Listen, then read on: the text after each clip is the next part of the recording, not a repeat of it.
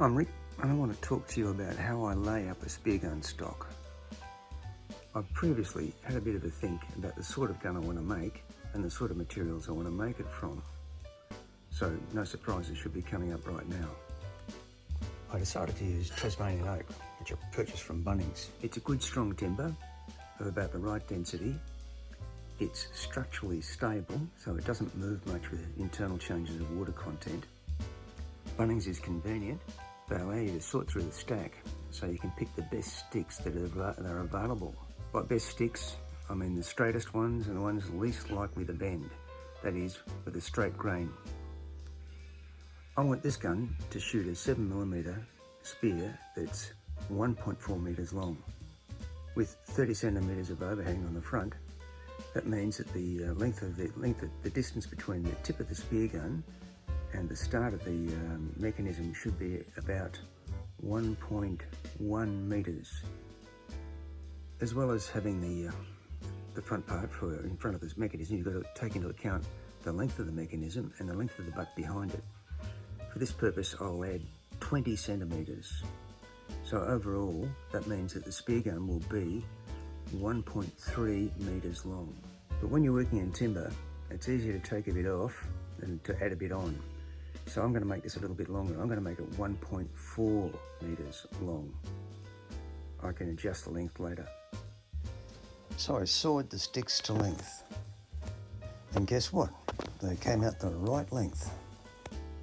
The next step is to work out how you're going to glue them together. What side should face what other side.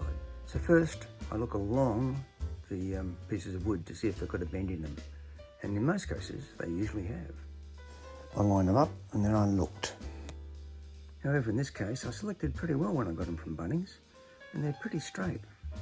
But usually there's a bow. The idea is to balance one bow against the other bow. So if you put the two together and they fit perfectly, and then you turn them around, turn 180 degrees, and find that there's a gap, go for the arrangement where there's a gap. That way, the tensions in the two different bits of wood are going to balance each other. Do this, or this, but not this. If they're spooning together, it's no good. Yeah, mark the timber so you don't stuff up later. The next thing is to get a dead flat form. You're going to clamp those two pieces of wood together and against the form, and that'll ensure that they're dead flat and dead straight. I've got a piece of square box pipe made out of aluminium extrusion. It's rigid, stable, strong and flat. Box aluminium is expensive, and perhaps it's a little bit more than you need, a little bit of overkill perhaps. You can use just about anything that's dead straight. I've used fence post, I've even used the end of the ute in my old Toyota. It was dead straight. Another important thing is not to glue your stock to the form. Sounds pretty straightforward and basic, but it's very easy to do. I put a layer of thin plastic over the form. Supermarket plastic bags work just fine. I cut them into long strips. Avoid the side with the printing on it, because glue can stick to that side. You can use baking paper, that won't stick, but you can also use ordinary paper, because the glue will stick to the paper and not to the form, and you can sand the paper off later.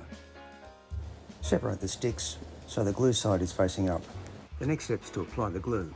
In this case, I'm going to be using epoxy. West epoxy is as good as any, I think. I'll mix it in a 30mm plastic shot glass. Cheap as chips from the supermarket. When you're mixing epoxy, it's good to follow the instructions. Following the instructions, it's a radical step, I know. I used to mix by eye, working at the volumes and guessing, but I went out and bought this quite cheap little set of scales, and they make the job a lot easier and a lot more precise.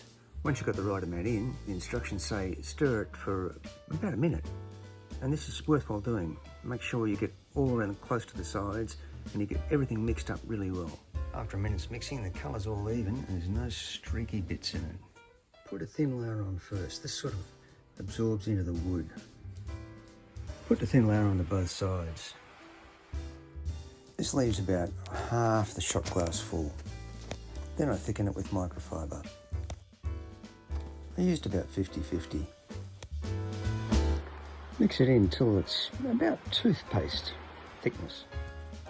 This time you only need to do it on one side. Smooth it out. Cover every bit you possibly can. Time to put the bits of timber together. You've got to hold them close together and pull them down tight on the form. I use these clamps. I clamp them on roughly 20 centimetres apart. Pull them tight. And it'll save you time later on if you clean off the dribbles as much as you can right now. Now I leave it overnight for the glue to cure. Don't fiddle, don't touch, leave it. And it's dawn. Another day is starting. Time to take a look at the stock. A few bits of glue sticking out over the edge, a few bits of dribbles, but it looks pretty straight. I'll check it for straightness and square, clean the glue off it, plane it down a bit, get it all nice and neat and trim, and then it's ready to go into a spear gun.